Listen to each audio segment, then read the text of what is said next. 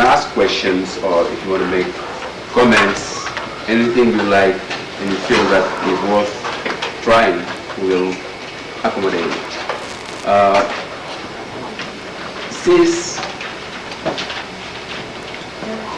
This evening, this special evening, as it is said on the paper you received or you read, being posted all over campus, is around the commemoration of Cheikh Anta Diop's death, which happened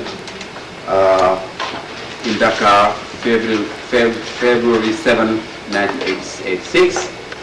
And we felt here in New York and in Dakar and elsewhere that maybe this is a due time to pay tribute to him, to measure how much he has done, how much we need to do, and how far we can go together on the road of the African Renaissance.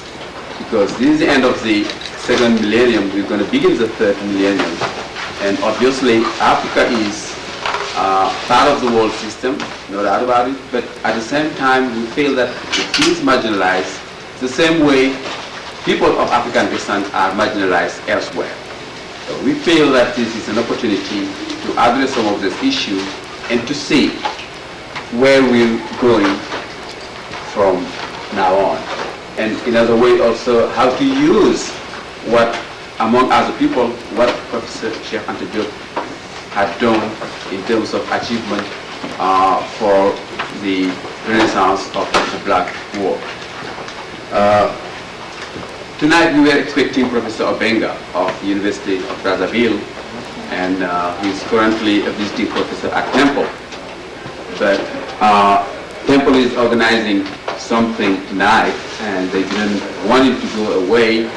I tried very hard to have him.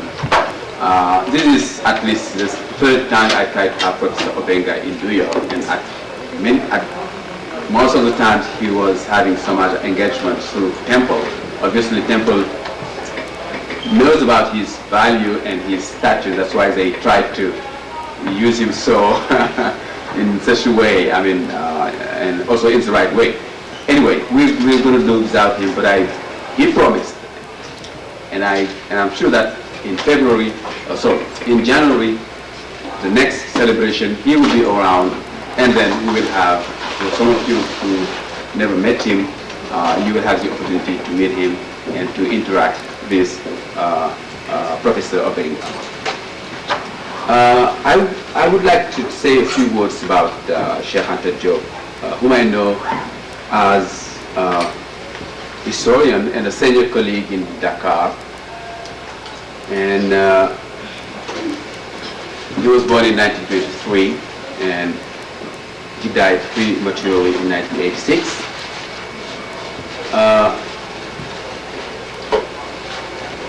I wasn't his student in a classical way. I never sat in a room in a way to have him as a teacher, because you know that this is one of the very dark spots of Senegalese academy in a way. The fact that Cheikh Anta Diop never really had the real opportunity to teach in Dakar.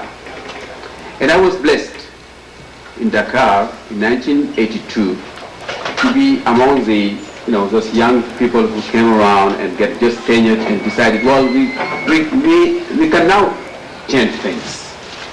And in some kind of very formal department meetings, I was among two other people who said, well, why don't you have something for Professor Cheikh Anta Diop? It's a disaster that we do accept the treatment the colonial authorities had against him, which was reproduced by the Senegalese government after 1960. Now it's the 1980s, why don't we start afresh? Why don't we do something new? And they just took me on my word, say, okay, why don't you try yourself to do something about it? So I was blessed to be the one who was some kind of a go-between between Cheikh Anta and the department, to have him to come back to the department to teach at a senior position and to have his doctoral program. Now, what really was heartbreaking was that Cheikh died the Friday before the Saturday he was supposed to give his inaugural lecture as a full professor and as what we used to say, director of research, somebody who is entitled to supervise students, to say, I'm okay with this dissertation, and then to be a sponsor of dissertations. He died the Friday before the Saturday he was supposed to give his first inaugural lecture. So this is how I am related in some kind of a physical way to Cheikh Anta. Also intellectually, any African and anybody from African descent who grew up from the 1960s into academia and trying to learn more about just what was said in newspapers and on radio, definitely had an opportunity to know who Professor Cheikh Anta Diop was. And I'm going to try to tell in very few words how I see Professor Cheikh Anta Diop and his stature as an remarkable leader in academic field. Because you know that the man had some other strings to his instrument. He was also a political activist.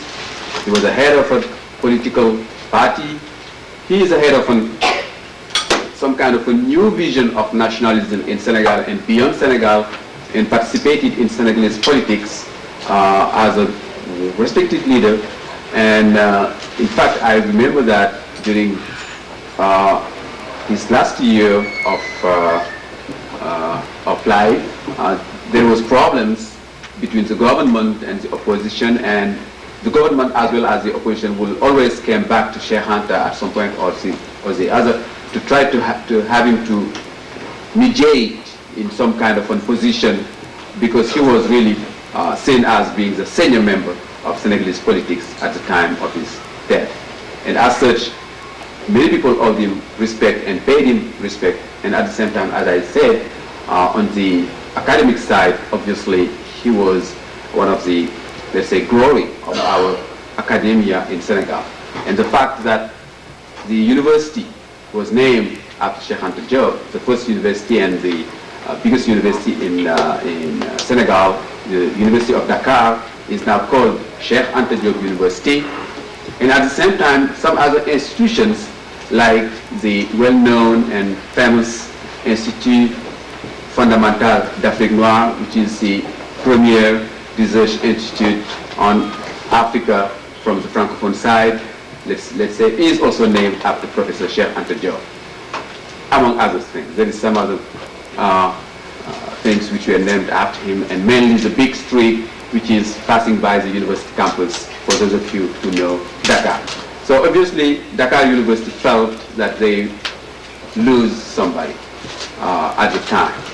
And but as I told you before, this was some kind of an irony, because the man was around for almost 20 years at some point and was never really allowed to teach in a proper way. And one of the arguments, of course, we know that the core of the argument was political, because he was in competition with Senghor for the leadership. And obviously, Senghor wouldn't let him to, could have exposure to young people. This was the main reason, of course, we know that. But beyond that, one of the technicalities which was always raised was, well, he is a professor of physics. He is already running a laboratory. So he cannot have teaching. I mean, this is a very curious situation when you have this university system saying you cannot teach because you're the head of a laboratory, which is quite bizarre, because that's usually the other way around. You're required to teach because you are the head of the laboratory. But anyway, this is the way it has happened in my country, Senegal. Now, Cheikh Anta had a, let's say, basically in academic side, two-track, let's say, career. One is being a physicist and being one of the very few Africans trained in being able to use the most sophisticated techniques in the late 50s, the early 60s, to be able to use radiocarbon techniques, nuclear techniques, and so on in his laboratory to date fragments, to date bones, I mean all of this kind of vestige you might think of, in order to be able to substantiate Africa's claim to be the oldest humanity on earth, to be the oldest civilization on earth, and also to date the to provide datation for the artifacts produced by African civilization. And as such, he is known. And for those of you who are aware of the French curriculum, to say that he was a student of Frédéric Joliot-Curie and Marie Curie, who is the biggest nuclear physicist France ever produced, maybe second to none, in fact, for that endeavor, and Nobel Prize winners.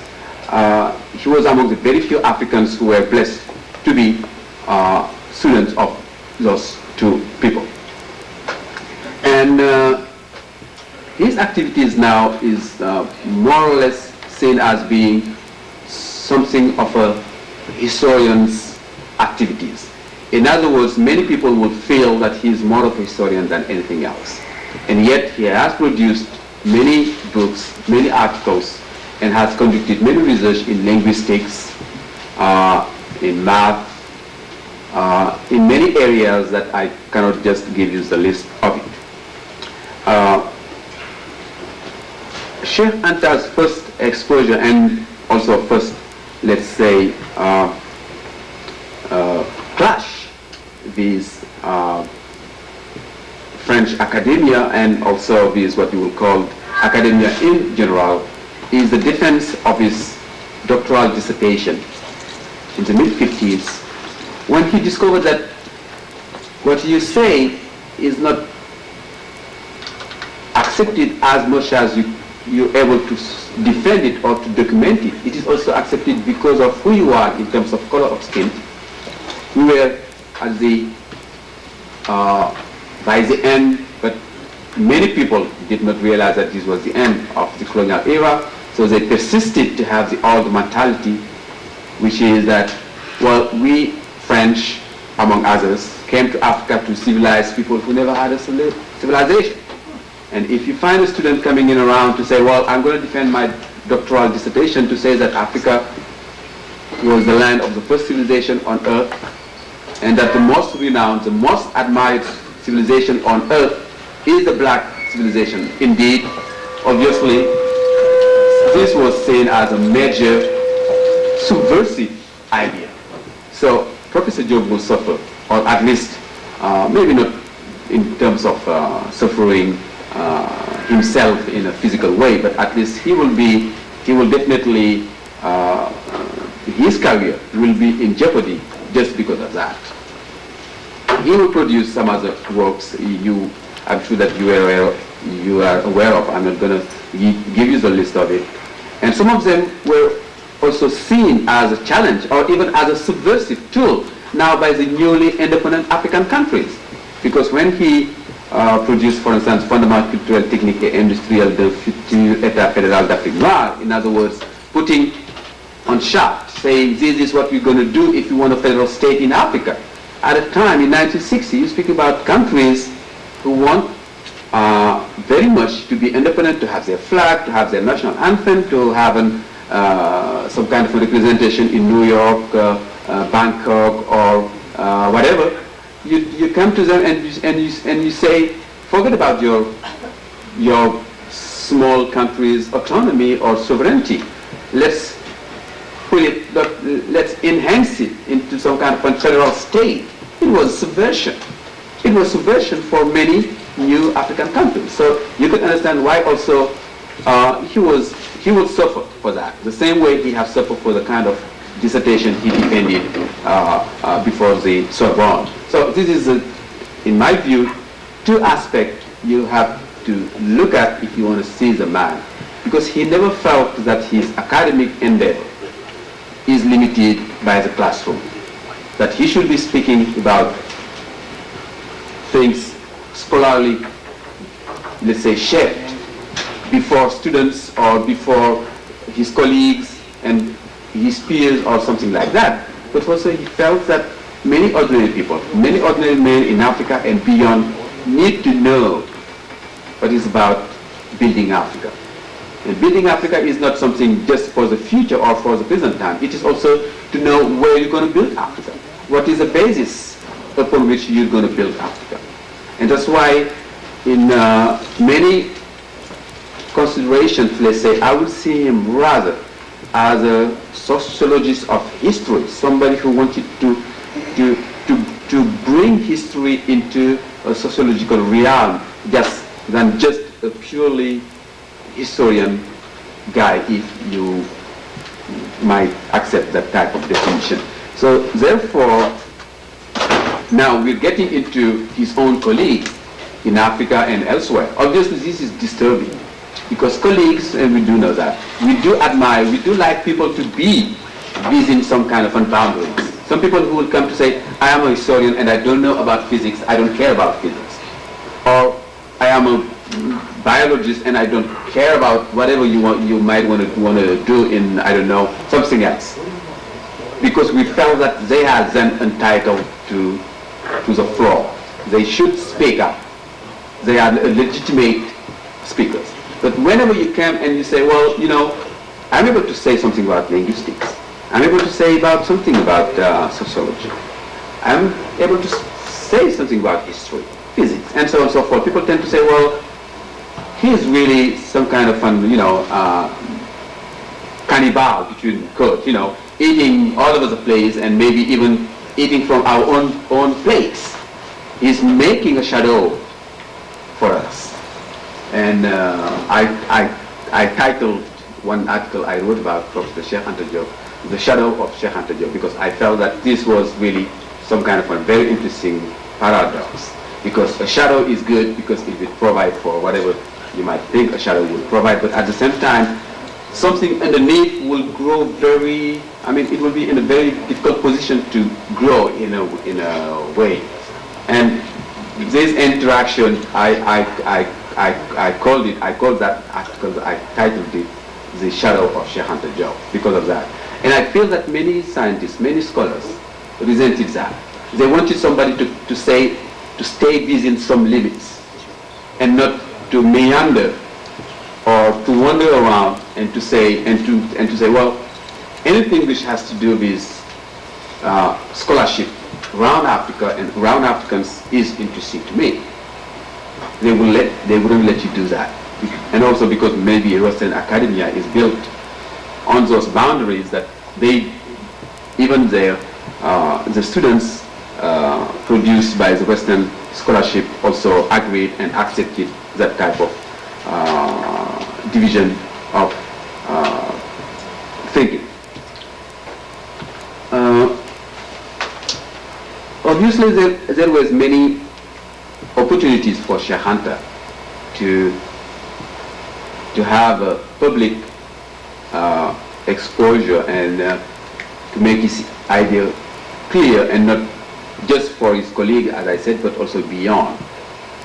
Not only through his writings, but also through some conferences well known today, just to be known enough just to be referred by just allusion, you know, something like the Cairo conference or the Atlanta presentation or the Dakar debate. Those are three major events which took place in the early 80s and really put Cheikh Anta under the spot. Now, not just for scholars, but also for the general public. Because the idea was quite simple. Since the university and academia is not letting Cheikh Anta make his presentation in his case forthwhile, he will get it to the general public. He will get it to the public, to the audience who is able to listen, ready to listen, and maybe to make his own case before them, without having always to go into some kind of an underground system where he wasn't appreciated. And I was fortunate enough to be part of the organizers of the 1982 1982, 1983, Dakar, called Dakar Debates, which was also just the same kind of line. When at the history department we said, well, why don't you have this guy around? Why don't we give him the opportunity to have his doctoral seminar, to run a seminar and to be able to supervise people, as well as anyone else who had the same kind of credentials. One of the ideas was, well then, why do we want to limit Cheikh Anta to this kind of realm, since he is also seen as being a thinker, somebody who is giving ideas to the general public? Why don't we give him some kind of general exposure? And as a general secretary, then I was the general secretary of the Senegalese Association of Historians, or of the Association of Senegalese Historians, right? Yes, the Senegalese Historians Associations. I was also part of the bill in terms of organizing the debates. Many people did not understand, because this was also in the wake of elections, and some people came with the idea that, oh, they want to whack him, so we're going to have to defend him. And some others came to those debates with the idea, oh, we're going to see him whacked, destroyed or something like that, while the idea was like that. The idea was quite simple. This is only one step we wanted to pursue. We had an agenda then. After Cheikh Anta, it would have been Abdoulaye. After Abdoulaye, it would have been Senghor. After Senghor, for those of you who know Senegalese politics and Senegalese academia, this is because people who are politicians and at the same time are academics. So we wanted to have those people to come once a year. One of them will come around, and for a week, for 3 days or a week, they will agree with some kind of format, and everyone will come around, will listen to them. They will be, instead of coming just to say, oh, you're the nice guy, you did everything which was possible to be done under the sun, but to have people coming in with some kind of a critical eye, and to say, why don't you address this kind of a problem? Or why did you take this position on this particular problem? Or I don't agree at all with your stand. And we wanted to do that because also we felt that we owe that to the Senegalese University in a very general way. But that first experience failed because of, as I said, political expectations. So we never were able to do it again. But one thing was quite strong. We were really happy to see the man accepting to be the first to try that format, because we went around and asked some other people to try it, and they declined. He was the only one to say, I know that you guys, you're young enough to know something, but also you're too young to know everything. And if we get together, we might be able to come across and to communicate with our young people, because they are not reading as much as they maybe ought to do or used to do or something like that. And since this is going to be some kind of a radio taped or a video taped and will be put in the daily newspaper, everybody will have an idea of what's going on. I'm willing to do that, and I'm going to devote my time. He almost collapsed by the end of the session because it was a 1 week. We started with the idea of a 3 to 4 days session, and we ended up by a 7 days session. And you're speaking about 9 p.m. to 2 to 3 a.m. And by the end of the week, he was exhausted and almost collapsed. So this is just to give you my personal, and in some kind of fun, I put in the bag a lot of things, and it's not well organized. I wasn't supposed to take the floor for such a long time, but I feel that I owed you those kind of information to explain why I feel great to be associated and to be part of this commemoration and to be part of this dedication. I'm going to give the floor to Professor John Henrike Clark, who will add a few words. And then if you want to feed us with questions, or if you want to comment, or if you want to make some other contribution, we will be happy to answer to your questions and to your comments. Now, Professor Clark Professor John Henrike Clark is from Rutgers University. Hunter College. From Hunter College, sorry, I always felt. Sue you. Okay, they wouldn't. They are happy, and no one ever. Okay, I'm sorry. Since most of his works were published through that. Anyway, you know Professor John Henrike Clark, the amount of considerable work he has produced, and his stature, I think, as being the most salient, in my view, African-American historian now. And I think that just to give you one detail, Phelps Stokes Fund gave to Professor John Henrike Clark his Medal of Honor the last spring. And this is for his lifetime achievement. He had many other honors like that from Schoenberg and from many institutions. I think that you know him very well. I'm not going to introduce him in details, and I'm going to give him the floor to make his own presentation. Professor.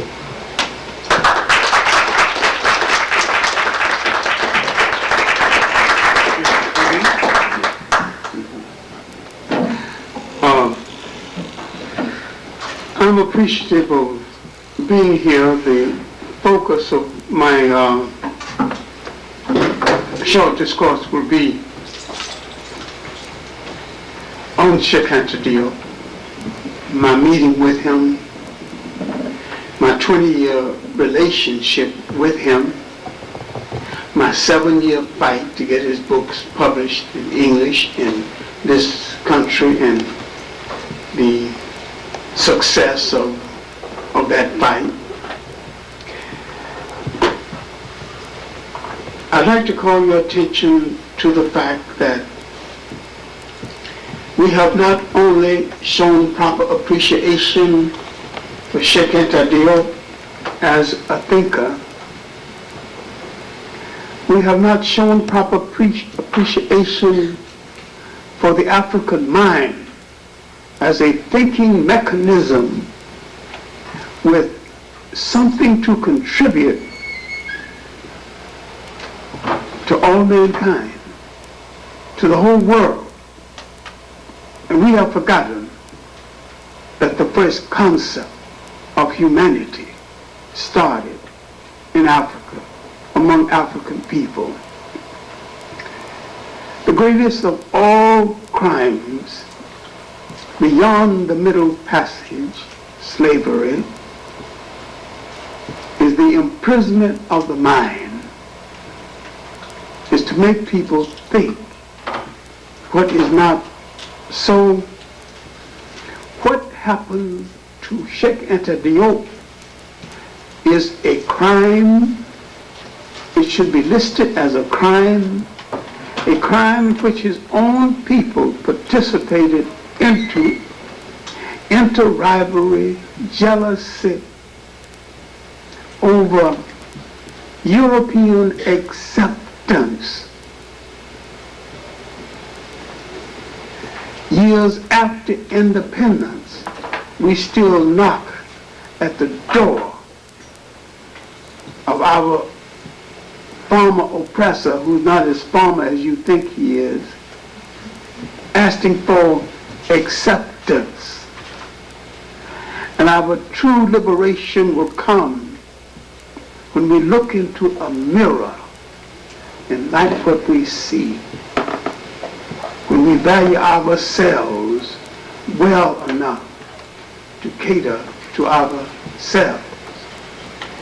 I'm going to come directly to Cheikh Anta Diop, but I want to look holistically at the African mind as a thinking mechanism with the capacity to change the world, with a capacity to challenge all the concepts of the world and put in place a more reasonable set of concepts that would be better for mankind to live. If you understand what I mean, you will also understand my repeated reminder that there is not an African nation in Africa that uses African tradition, African concepts of law, African concepts of morality. Then you have to understand what made Egypt great and what made Egypt's parents, the Ethiopians, great. Right now, I've run afoul of your teachings. I said Ethiopia was the parent of Egypt, of the country that the Greeks called Egypt. The Ethiopians never called that country Ethiopia originally, and the Egyptians never called that country Egypt. That's too far afield, but I want to let you know that thinking is a natural thing among us, and there were years when we were more intelligent before foreigners, fakers, and fools interfered with our way of life. When we had professional thinkers, his job was just to think. You brought him his shoes, his sandals, his food. His job was to think for the people. And when you needed a problem solved, you came to him. His maintenance and respect was his salary. We lost this and became literal prostitutes of the values or the lack of values of the foreigners and the fakers and the fools. This is why we have imprisoned our mind by not accepting Africa's greatest contribution and not learning what made Egypt great and what made Ethiopia great. It's a simple thing, and yet it's a complicated thing. They became great because they had collective discipline and high morality. And for most of their existence, they had no word for jail because no one had ever gone to one. Now you see the damage of the foreigners and the fakers and the fools. And once you read Cheikh Anta Diop's work and understand the nature of African societies before this interference, you will understand the nature of his great contribution. Then you have to go back and see the basis of our thinking and where somewhere in the march of life we reached the fork in the road and turned in the wrong direction. And we lost our concept of African values. We lost track of the great 19th century African mentality. In Africa in the 19th century, when slavery was being transformed from that crude system into a more sophisticated system called colonialism, still another form of slavery, Africans presented resistance throughout that whole continent, throughout this whole century. And Winston Churchill has said, these Africans who never heard of a military school or wore a short store-bought shoe out-general some of the finest minds of Europe. Why you do not know anything about them is the fact that your mind has been so imprisoned by both colonialism and its aftermath and its propaganda that you dare to look at yourself as a collective hero. You dare to look at your own warriors. You dare go into that 19th century in the United States and examine the thinking. Martin Delany, a great Jamaican, Robert Campbell, who went out to Nigeria, Abeokuta, to search for a place with Martin Delany. You dare to look at the work of the non-fiction work of the first black novelist, William Wells Brown,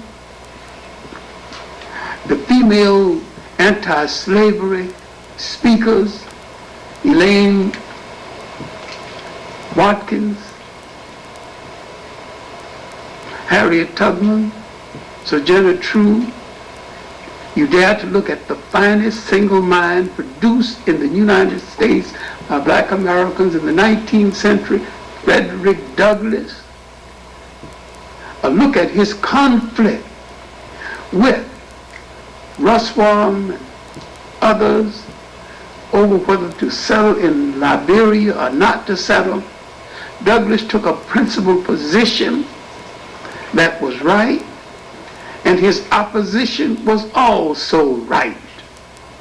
Too many times you've been trained by the movies to look for the good guy and the bad guy in the drama, when sometimes you got dramas with all bad guys, you got dramas with all good guys. You don't necessarily have to have a bad guy.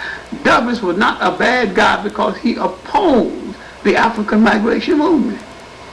He said that we had earned our right to stay in this country with our blood and our sweat and our death, and he was right.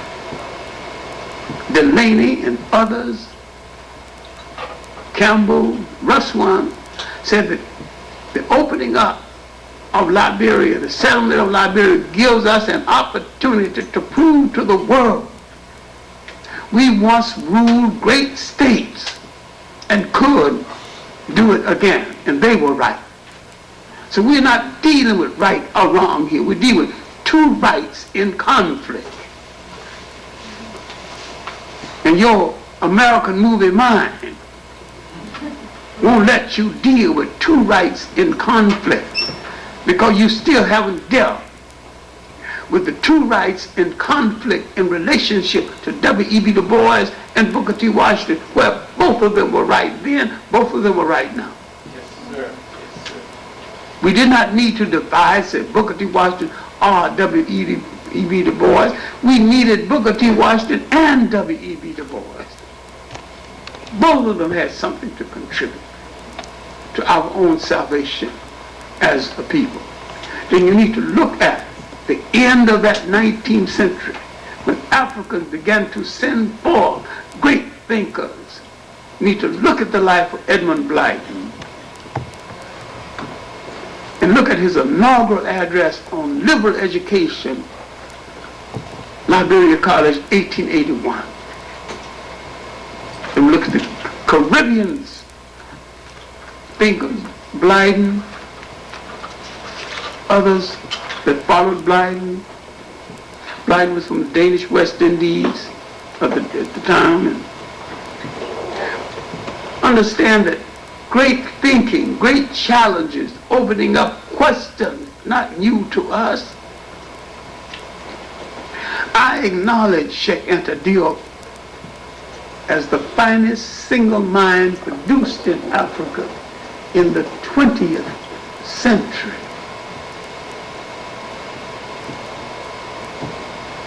He came from a great antecedents. He came from a line of Africans who gave the world the concept of the oneness of God and never used the word God. The word God is un-African. It's another lecture. Organized religion is un-African. Still another lecture. You think you can't do without this hogwash brought by Christianity, Judaism, and Islam, and it is hogwash. Spiritual man is worse because of it. Man's spirituality was never supposed to be organized into something called religions. But don't get me on that, because I'm 80 years old, I don't run very fast, and I don't know where the door is.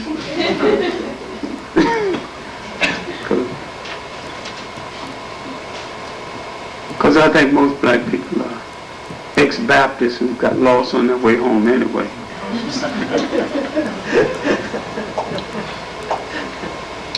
I first heard of the works of Cheikh Anta Diop at the first World African Writers Conference. I'm coming home from my first extended trip to Africa, 1958. Cheikh Anta Diop has participated in that first Congress, and the proceedings are in Paris.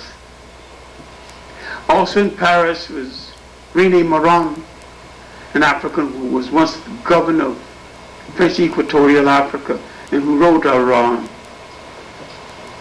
novel, 1922, that won the equivalent of the Nobel, the Pulitzer Prize. He was alive then. He would die 4 years later. I would not meet Cheikh Anta Diop then, but read an essay he had written called The Fundamental Levels of History. I would become interested in his work, interested in the debate over his PhD thesis. I would gather as many of his works as I could while I was in Paris, go home, and later, before I'd even met him, compiled 20 most important books on African history written by Africans themselves.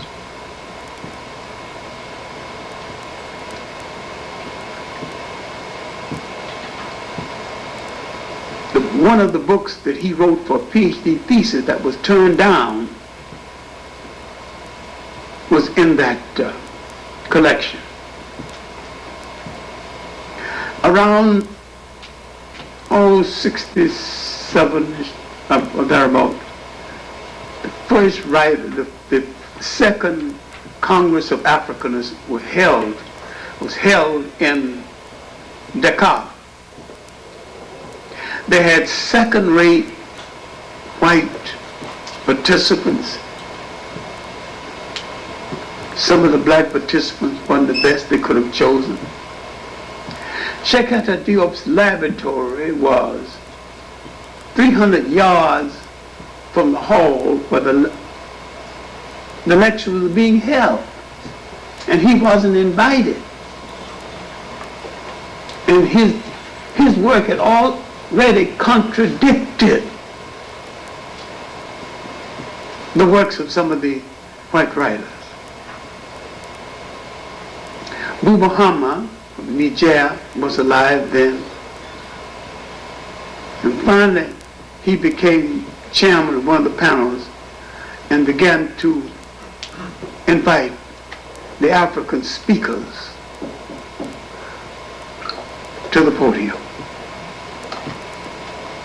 And we played a game of using, if you're going to allow me 5 minutes, I'll speak 3 minutes or 4 minutes to say that that is not all I have to say, but I will relinquish my time to my distinguished colleague and name another black speaker.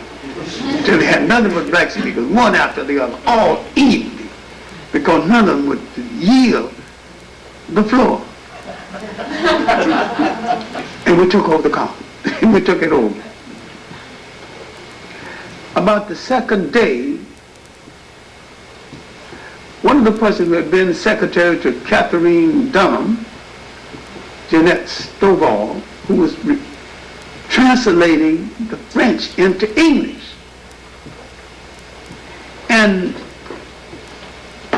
I don't speak French very well, but when you mispronounce it, misinterpret it, I can catch it. because I know the sounds well enough. I said, Jeanette, do you translate all that garbage? He said, no, man. When they say garbage in French, I translate it in English and leave out the garbage. I said, could you, during your lunch hour, take me over to see Cheikh Anta Diop? We walked to the laboratory and I greeted him. I had corresponded with him and he was happy. Then he sat me down and told me he had several books that I had not read. And he gave it to me. He gave me these books and his son over to pick up the books. And that began our friendship. I came back to America determined to bring his books to the attention of a black audience in America. It took me 7 years. Then finally, a publisher that had made quite a bit of money on one of my books that I objected to, not because of anything other than the title. It's called American Negro Short Stories. I said, I object to the word Negro being a title in any book I wrote or edited. He said, well, you did sign the contract without noticing this, and you're bound by the contract. He said, but this is a more commercial title, and you're going to laugh all the way to the bank. For the next 4 years, I made approximately $7,000 a year on that single book. I made well over $50,000 on the book before it began to slow down. Then I revised it and brought it out again under the title that I wanted, Black American Short Stories, A Century of the Best. But the important thing here is that one of the partners, Hill and Wing, went from his own company. I figured they made enough money on me and they owe me one. So I pressed Hill, see if he would publish one of Cheikh's books. And he wasn't in a position to say no. He didn't know which one he wanted to publish.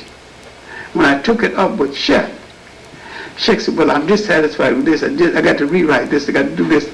So what Cheikh did was to take the best chapters from his already published books and to make a separate book, separate bibliography called African Origins of Civilization, Myth or Reality.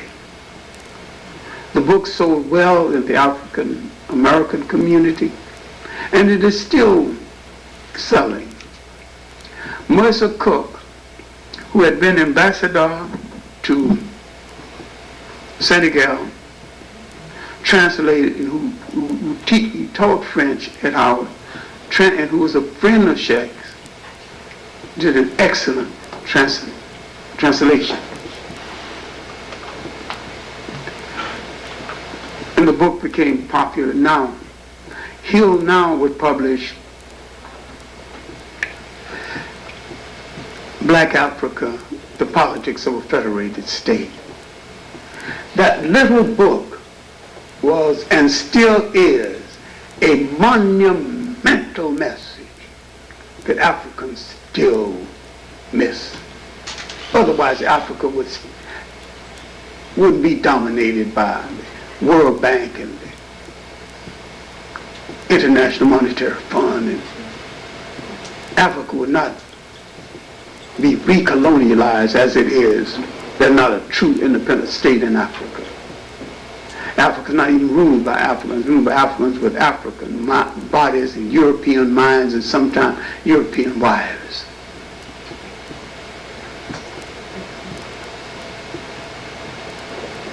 But in this little book, and you do well to read it well, because he wrote this book at a time measured against now is one of the finest pieces of prophecy about Africa that Africans still don't appreciate. He said the riverbanks of Africa, Nile, the Niger, the Limpopo, the Congo, can raise enough food to feed Africa and Europe. That Africa was the prize they wanted to conquer. If they don't conquer it, they want to disrupt it to the point where the African will turn inward on himself. And that has already happened.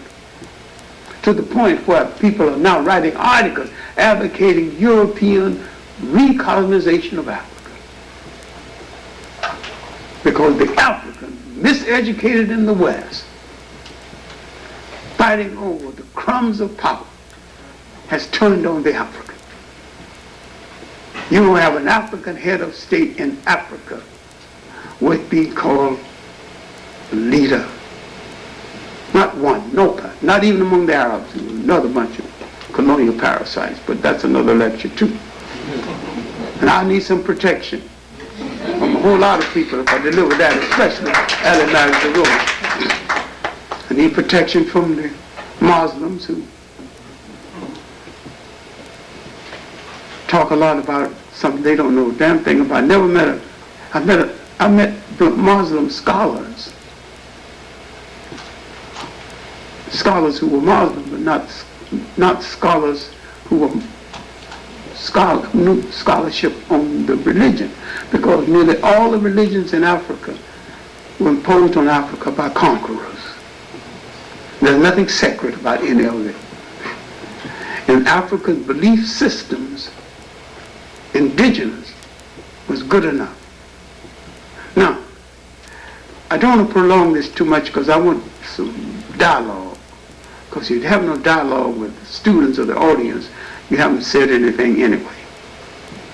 I want you to dare to doubt, dare to challenge, dare to say, I don't believe that.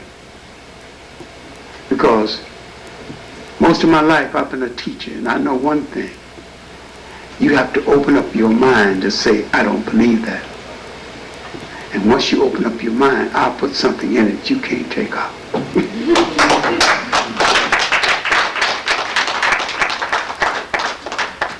We have to look at this book. We have to look at William Leo Hansberry's work.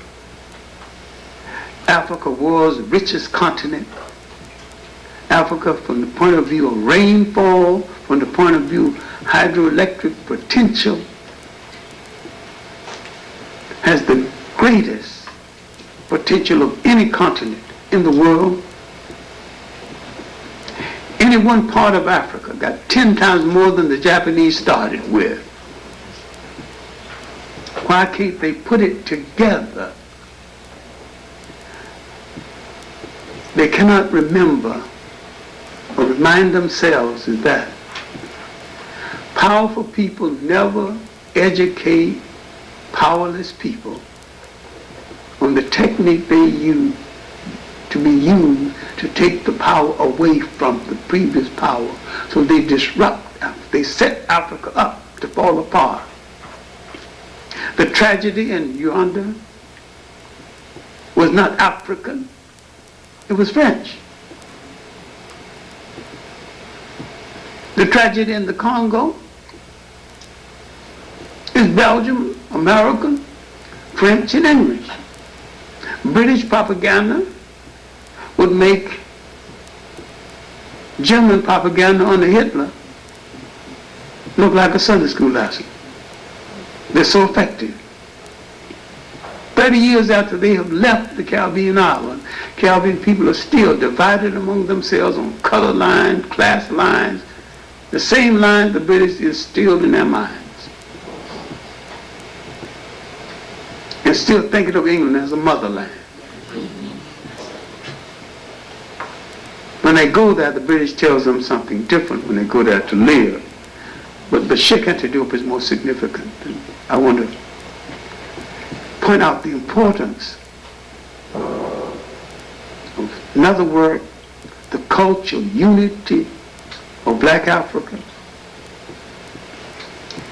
His section, which is take up about 1/3 of the book, on the origin of the matrilineal should be compulsory reading.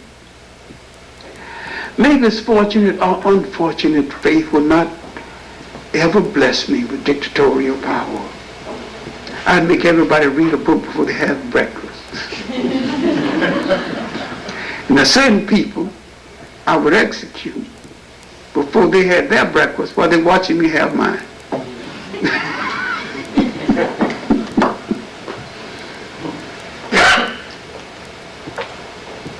In this book, it should be read especially by misguided black women who are following white women's lib movement. It's not about them at all. They should read what Cheikh says about the treatment of women, and they should remember it was in Africa that the woman became head of state for the first time in human history. Rode at the head of her army for the first time in human history, and was a god for the first time in human history, all while the woman in Europe was a vassal. And that the greatest respect was paid to the mother.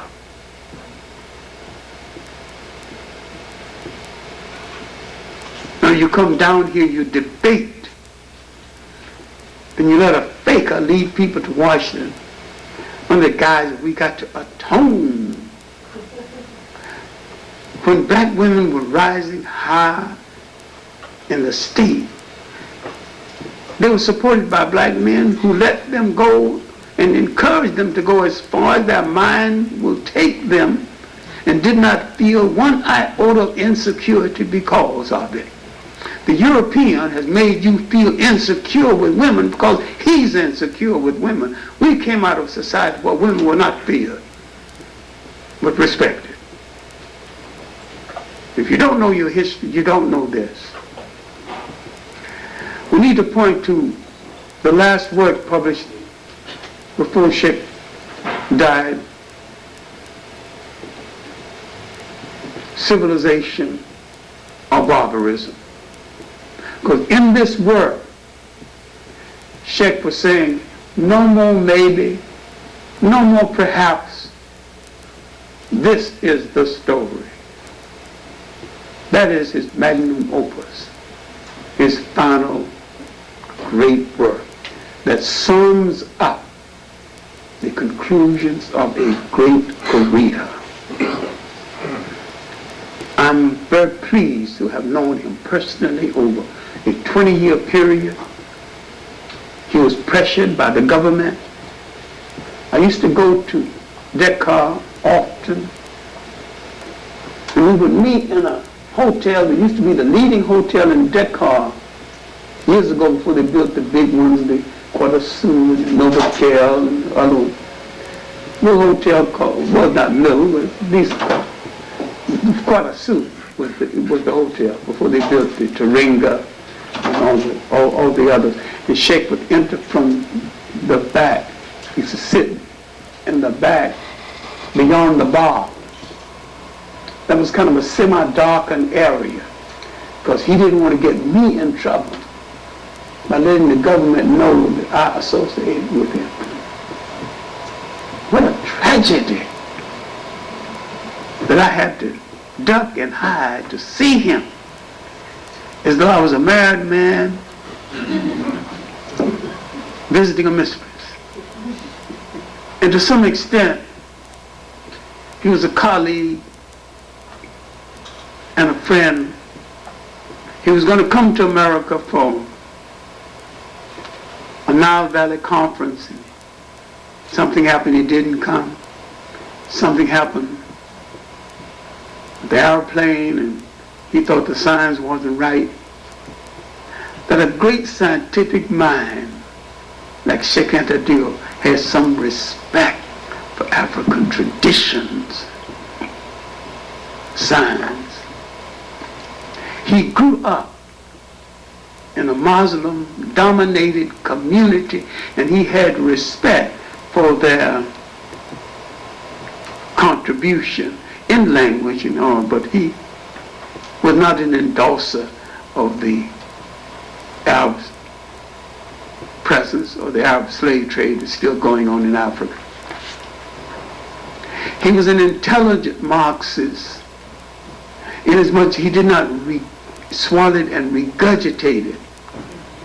And he was making a reassessment of Marxism and what role it could have had in Africa when he died. It's a pity he didn't finish this reassessment. He was moving politically toward the left, but moving more toward the proper use of African traditional values and African civilization. If I said we killed him by neglect, I would be right, because we killed Du Bois the same way. When the Du Bois lived so much longer, we killed Chancellor Williams the same way. But one of the proudest moments of my wandering over the world where African people live was my meeting with Cheikh Anta Diop, my writing an introduction to some of his books published in America, and the fact that the two of us called each other friend. Thank you.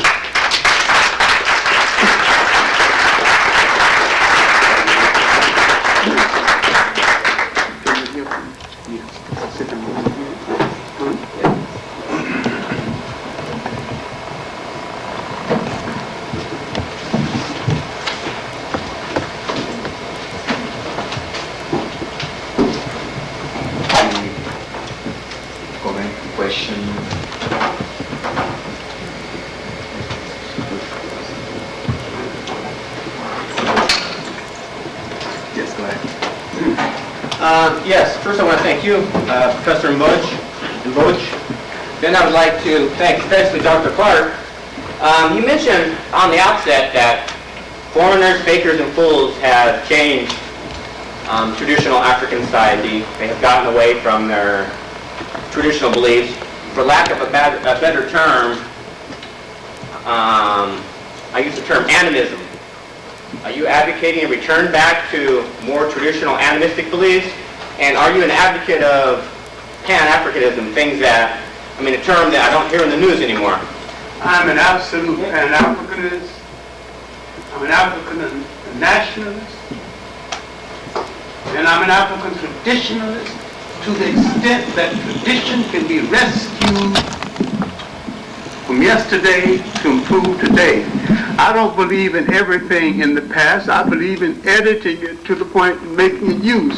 That was African concepts of brotherhood, African concepts of the family that need to be restored. I don't accept the word animism as used by the Europeans. I don't accept the word primitive as used by the Europeans. I see people need to return to values of their own creation. Every invader of every country, including white invaders of white countries, did more harm than good. And there is nothing to the contrary. We need to get out of our mind the idea that anybody civilized anybody anytime. People don't civilize people. People impose on them their way of life at the expense of destroying the indigenous way of life. I do not recommend the return to animism, whatever you mean by animism. I say there is nothing in African traditionalism that rules out modern medicine, modern roads, extensive study. You have to remember that the first concept of a university, the Great Lodge at Luxor, started in Africa. The first intellectual gatherings of men and women to discuss the affairs of the state started in Africa. And if you are misguided enough to think the world waited in darkness for Europe to bring the light, then I refuse to have pity on you. Lay it on. Right. I'm curious why sub-Saharan Africa needs to be validated by Egypt, and even Ethiopia? Because I would either evaluate you as a total human being by noticing you have two hands, or I would call you a one-handed man. I mean, why Ethiopia and Egypt? Because you find achievements there that you want to claim for Europe. And if you understand the chronology of European history, these achievements occurred before the first European wore a shoe or lived in a house that had a window. Dr. Clark, will you speak on after the out-migration from Africa, the predators coming back to Africa? So who you talking about? Go ahead. Okay, from the origin, from The Supreme Court could have been your grandfather or your uncle. The European did not understand that formation. So what he cannot understand, he will destroy or ridicule, because he's insecure in the face of civilization he did not create and cannot understand. And he must use the word primitive. Just like Marx was silly enough to use the word primitive communism. What the hell are you talking about primitive communism? You had communism and communal societies throughout the world before there was a Europe. See, Europeans formalized and dogmatized something thinking it began with them. And there are some pseudo-black scholars coward enough to accept it. I don't belong among them. I have a follow-up. Dr. Clark, there's a new book out by Dr. Bingham, Speak on the African Philosopher in World History. And in that book, he deals with the linguistic factor of the connection of different languages throughout Africa, from the ancient society of Ethiopia, Kemet, all those different societies, how they connected. And since those languages are connected, it comes to origin that all these people that came back to Africa after the out-migration, that they came back and they just don't quite get it. It's almost like today, and you see the video with Martin King or something, somebody getting the hell beat out of them, but they just can't see it with their mind eyes. It's the same problem that's been going on for a few thousand years. And Dr. Bingham goes through that in this new book on the lost tradition. I'm familiar with Dr. Bingham's book. In fact, I'm trying to find a proper publisher for it right now. And now, if you read Cheikh Anta Diop's The Culture Unity of Africa, and read a book by Father Temple called Bantu Philosophy, you would understand that he said if you want to understand the ancient Egyptian thought, study the Bantu. Now, we know that the word Bantu is not African. A European asked an African, "What are you?" And the African did not understand his language, because the European and the African answered, "I'm a man, Bantu." And so he wrote down, he has now discovered the Bantu people, most numerous, certain physical traits. There's no such thing as a Bantu people. He said, "I'm a man." I mean, he said, the European mean, what tribe you belong to? The African, he said, "What are you?" So Africa told him what he was. He said, "He is a man. Bantu, man, Mantu, the mood of a man." The European don't try to understand. He's got a sick ego. He tried to pray that the world waited in darkness for him to bring the light. When are you going to look at the chronology of history? The first glimmer of European intelligence was a piece of folklore called the Odyssey in the Iliad.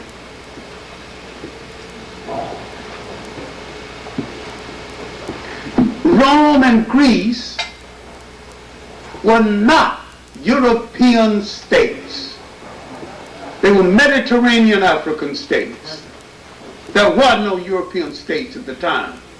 And what did the Europeans call, what did the Romans and the Greeks call the Europeans of that day? The northern barbarians.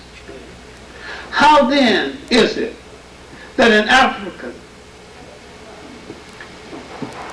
cannot claim Ethiopia and Egypt as part of his heritage when every Scandinavian schoolboy and all these people whose nation didn't even have a name when there was Roman Greece, came Roman Greece as part of their heritage? It's a lying dog. Roman Greece is not a part of their heritage. It's part of the African Mediterranean heritage.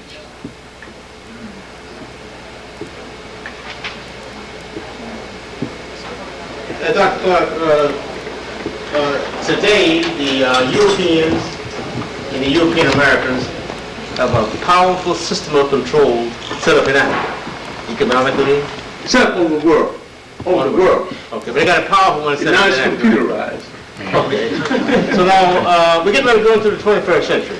Okay. Now, as Africans can't break that control, that stranglehold on Africa, what are we going to do? And then how are we going to break that control? Well, I've been advocating it for years and people thought I was out of my mind.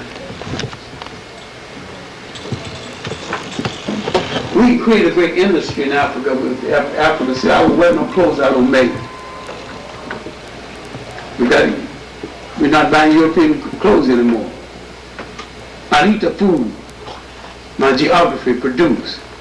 Now we're no longer dependent on Europe for food because Africa produced the food. I will buy nothing from Europe that's not obtainable within Africa itself. Now Africa got a great internal trade. Now we participate in a highway system that will connect Africa with Africa. No matter how you cut it, every time you come back to it, you got a pan-African nationalist answer or you've got no answer at all.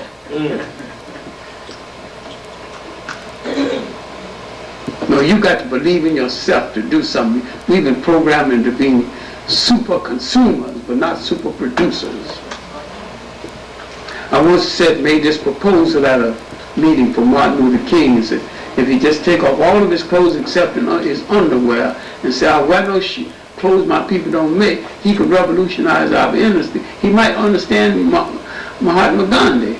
Mahatma Gandhi was a great Indian nationalist. He did not even believe in, he did not even help the Chinese next door who was being kicked around by the Japanese. Mahatma Gandhi had one word to say about it. Went back to India when he was a brown-skinned Englishman. When all those clothes, dead tweeds in the dead summertime, and people got ridiculed him to the point where he went back to basics. Took it all off. Went back to the spinning wheel. That's what we need to do. Go back to basics. We got a lot of pressure that we can pull, pressure levers that we can pull on. We're not as helpless as you think we are. I once advocated something else that somebody asked me, wanted to have my mind examined. I still think it's a good idea. Close the continent of Africa down. Nobody comes in, nobody goes out. We're making an inventory. When we decide what we're going to do, how much gold, how much diamonds, we'll sell nothing that we don't use, we don't need for ourselves. We sell the surplus. You could close American industry down the first week. No gold, no diamonds, no manganese, no cobalt. When you understand the mineral wealth of Africa, the president known and the mineral wealth still unknown, you close Africa down for a week and see what happens. But you can't do it arguing among yourself. You can't do it arguing about some damn religions that you didn't create in the first place. You can't do it arguing over Michelangelo's relative who posed for the picture of Christ. The whole concept of the Christ image creed, the conference at Nicaea, about 325 AD. Now, and the picture was painted in 1500 AD. Between 325 AD and 1500 AD, you really had no physical picture of Christ. So who saved you before? Now, if the Son of God is white, then you assume that God is white. The European not only colonized information about history, he colonized history itself. And he colonized the image of God. What permitted the Japanese to recover from 2 atomic bombs and defeat? They refused to let their enemy take away from them their God concept. Refused to let their enemy take them from the geography of their origins. In Japan, the Buddha is Japanese. In Indonesia, the Buddha is Indonesian. In China, the Buddha is Chinese. In all of your churches, the Christ is Michelangelo's relative who posed for the picture. Deal with that.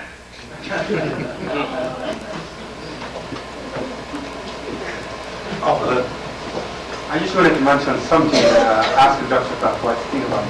I've been fortunate to work with you for Cheikh Anta Diop for 5 years on a personal level. But when I came to the United States, what I realized is that no one as an activist, a political activist.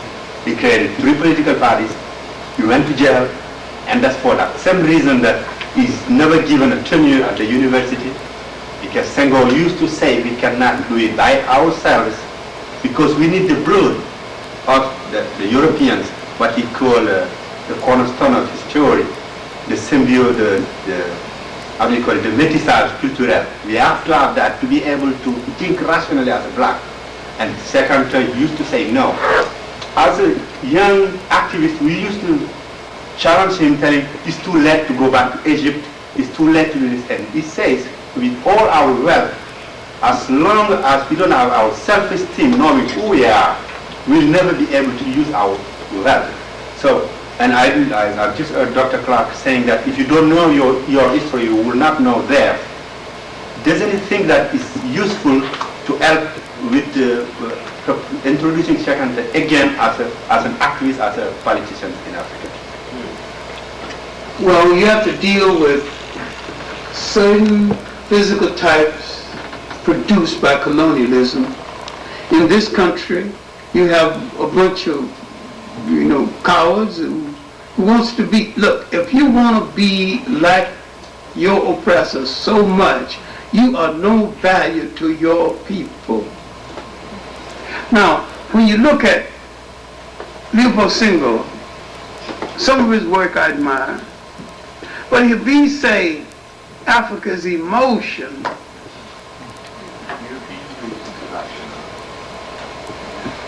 philosophical thought is European, then I'm off his boat right there. Because there was no philosophical thought in Europe until the African Connection. Books like Stolen Legacy, the last book by Obenga, Dr. Ben's work, Black Man of the Nile and the African Origins of the Major Western Religions, then work written by white writers that whites continue to ignore, such as Gerald Massey's 6-volume work, Egypt, Light of the World, 2 volumes, Natural Genesis, 2 volumes, Book of the Beginning, 2 volumes. Whites have failed to examine the challenge to the European concept of superiority laid down by Europeans. Not only massive, but masses disciple.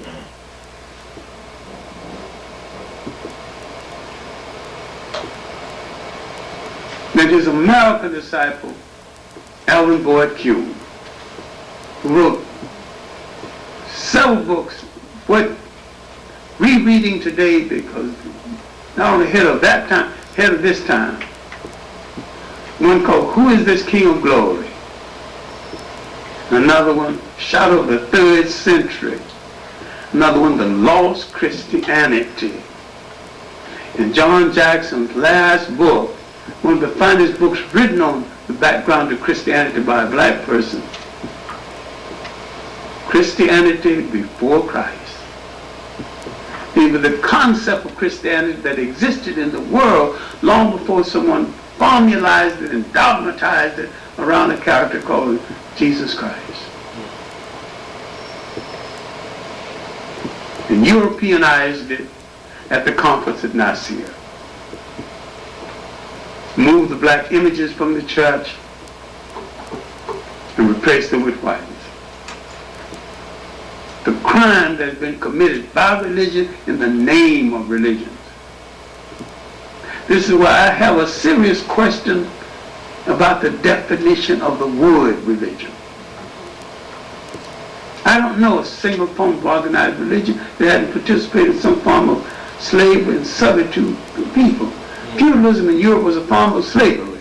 You can call it anything you want, you put it up as much as you want. It was a form of slavery. The Arabs were in the slave trade before Islam, they're still in the slave trade. In spite of all the denial, I'm just stumbling over documents.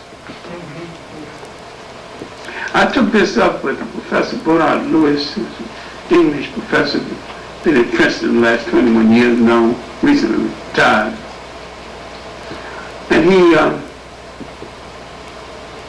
he mentioned a bit of history that I had forgotten and didn't care too much about. I was in London in the Caribbean community. We wanted to hold a meeting. They couldn't find a place for the meeting. They realized that Parliament was not in session and holding the House of Parliament.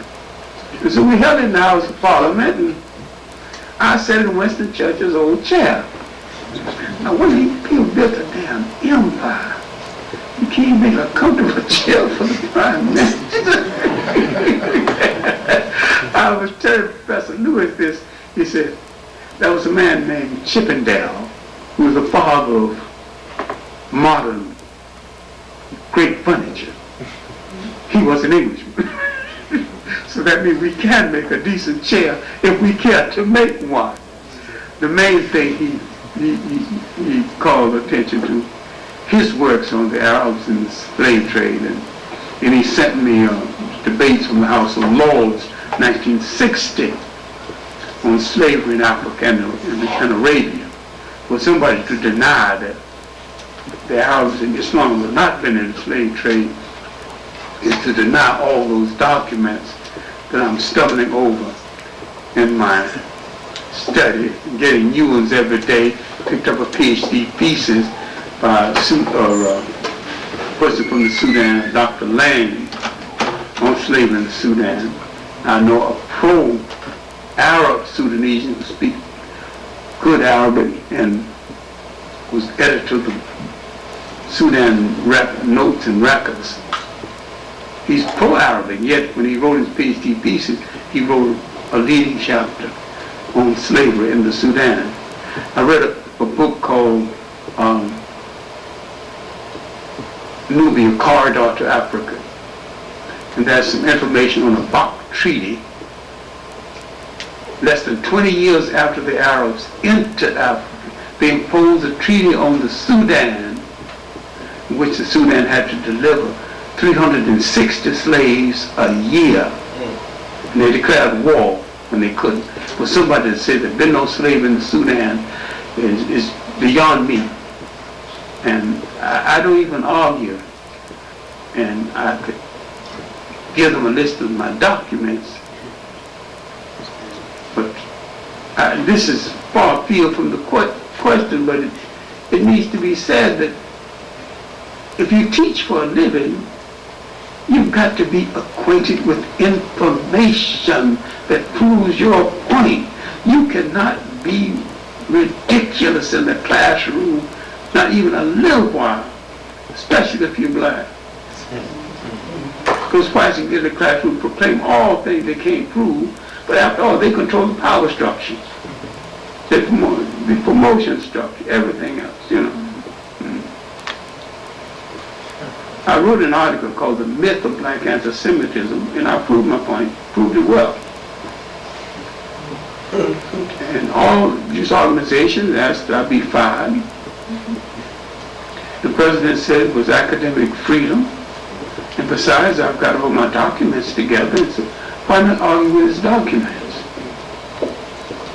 They kept arguing here and there, and they couldn't disprove nothing, a single thing I said, because most of the documents came from them, including Jewish documents, Jewish scholars. Finally, I come up with, after 3 years, you're supposed to wait 5 years to be considered for promotion at the time, to be promoted for full professor in tenure. The committee was 100% Jewish. I got it on the first ballot, you know. While they might have hated my guts, they knew one damn thing. If they turn me down for tenure, they have a hard time putting lesser professors up for tenure without explaining why they turned me down. That's spark to you. Let me say, we'll take another question from the ladies, if you don't mind. That question is generally sharp. From the ladies? They've been a little too solid tonight. Okay, from the back. Thank you, Professor Lloyd. Thank you, Dr. Clark, for this lecture on Dr. Cheikh Anta Diop. I like to express my feelings tonight, my emotion, as a follower of Dr. Cheikh Anta Diop from 1976. He's still dead in Senegal. And I am very proud to meet former friends who used to be in the same political party. This is Dr. Diop sitting here, his brother sitting here, Dambabu. There is another brother there. I'm very glad that this is an occasion that we are convening here tonight, celebrating the 10th anniversary of the death of a great African thinker, our leader, Dr. Cheikh Anta Diop. Thanks so much. I'd like to contribute, if you don't mind, about his contribution during this cultural destruction in Africa and African descent around the world. Dr. Diop was very concerned about the colonial system. You know, the system, colonialism, was deeply oriented in colonizing the mind of Africans. Good. That was their main process. And Dr. Diop was a very good technician in restoring African culture into African community, trying to deal with that, and especially in Senegal. Dr. Diop said we have to teach Senegalese language. That's the first step. You know that about 10% of the population only in Senegal are educated. Only 10% of the population went to school. The European took only, they set up their school and only allowed 10% of the population to be able to attend school. I'm familiar with that. Right. So 90% of the population were out. So how come out of 10% of the population who are going to be the leaders? Because those are the people who know how to read, how to write, how to speak French. So obviously learning the French system, they were allowed and they are still allowed to work in the system, which is set by France, even though they say that the country is independent. So where is independence in that situation? Doesn't exist. There is no independence. There is no Independence is something you make yourself. So Dr. Diop said we have to learn African language and set up and did high research, intensive research to help Africans learn their own language, to be able to restore the culture, in the African community. That was a major contribution to me because, besides his scientific contribution, but considering the cultural aspect, I was very amazed about it because during all my schooling in Africa, I had difficulties like any Africans who went to school in the French system. We had difficulties communicating with our own community, even with our own parents, because the system could make us nothing but foreigners in our own country. So thanks to Dr. Diop for that. In responding to a brother who just asked about the 21st century, that's my concern too. I have been having meetings with a lot of friends, brothers and sisters about it, and I believe that for us to be able to face the 21st century, which is not far, in 4 years, we have to be entrepreneurs. We have to think of entrepreneurship, try to create something, invest, put money together, and try to develop it as much as we can and work with the continent. That's very important. The continent is very rich, lot of potentiality, and I believe that any humankind should start with his community to be able to get up and do something. And that's why I'm inviting everybody to develop entrepreneurship, especially these days when we have cut-offs all over. And we are the first people to be gone. Federal is cutting off, city, municipal, everybody is cutting off. Private companies are cutting off. If we don't have companies and get laid off, what we're going to be homeless. And we have to be producers and consumers to be able to make it. That was my contribution. I'm familiar with Cheikh Anta Diop's work on linguistics, and that work has not been translated into English yet. And that was one of the books he gave me our first meeting at his laboratory. Cheikh has at least 5 books that haven't been translated into English. And I believe in the restoration of not only African language, but the full restoration of African cultures and customs. And we've lost too much that belonged to us. I can remember that my father grabbed me by the ear and drugged me home and gave me the beating of my life. And I kept asking what was it for? And he said, you passed by that old lady and didn't say excuse me, and had not even said good morning. Disrespect to old people in this family is not a negotiable item. You do not get punished the second time, you get punished the first time. Now, we came to this country with some great respect for old people. You can measure the culture and the civilization of a people by what extent they are civil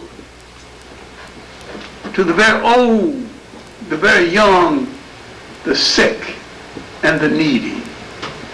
In spite of slavery, we had not lost that. And yet in the civil rights movement, in the aftermath of the civil rights movement, when we used the wrong phraseology, we was asking for the wrong thing. We should never ask for integration. We should ask for desegregation and justice. But the NACP got us into a syndrome We didn't get out of it. We kept trying to be most unlike ourselves. And as Blyden said in his inaugural address, Liberia College, 1881, we feed grist into other people's mills. And nothing comes out except what has been put in.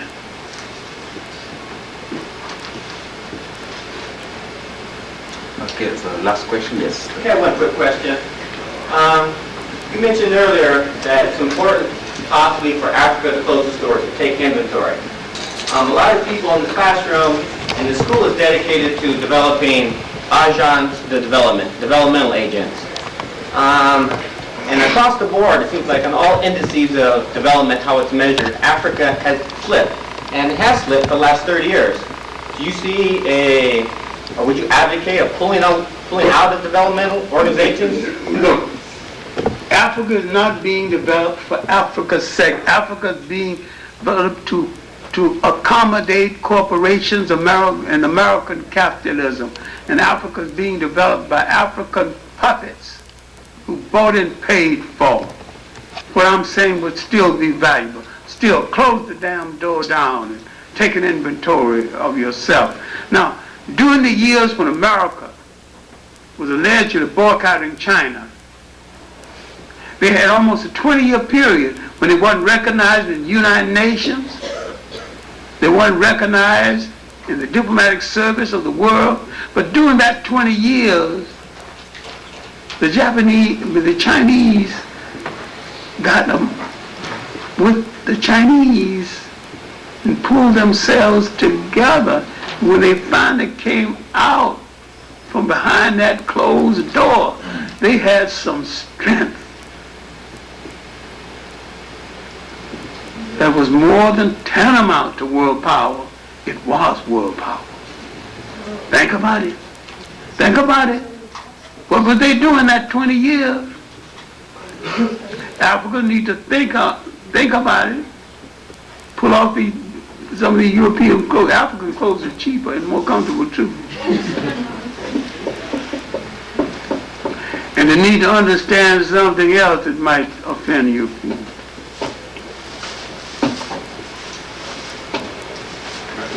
That to be a real African committed to the glory and the respect of Africa, your choice of a wife should be an African woman. This can rub your feelings the wrong way if you want to. But the Japanese, for 3 generations, sent their children to all the schools of the world. They mastered enough technology until 1905, the Russians started messing with them, and they had a butt-kicking contest, and the Japanese won the contest. Of all the things the Japanese brought home, there's no record of a single Japanese bringing home a non-Japanese wife. Think about it.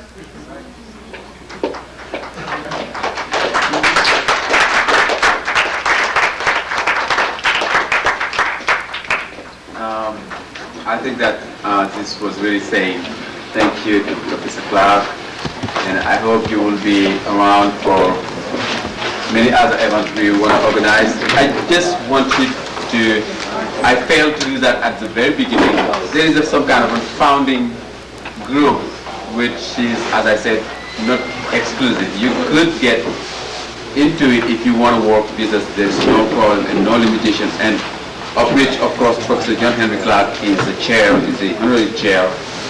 The vice chair is Professor Benga, and among the members around here tonight, we have Dan Babu, who is a journalist here.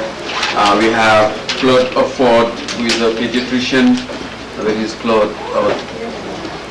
Okay, Claude Offord. We have Mark Job, his name is on the board.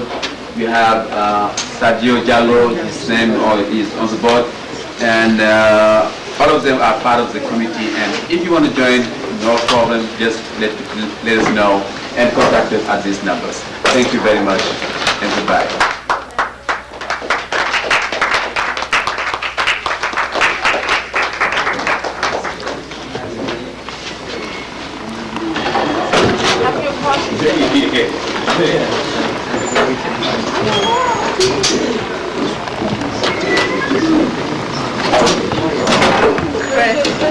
invoking the light of Thank you very much for yourself.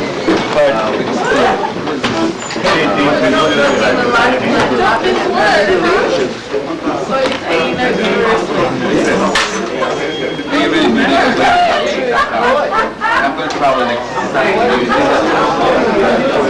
Please, thank you. I really appreciate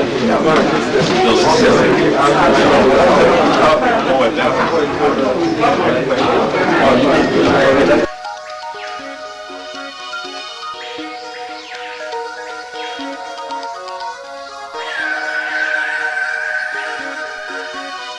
Thank you.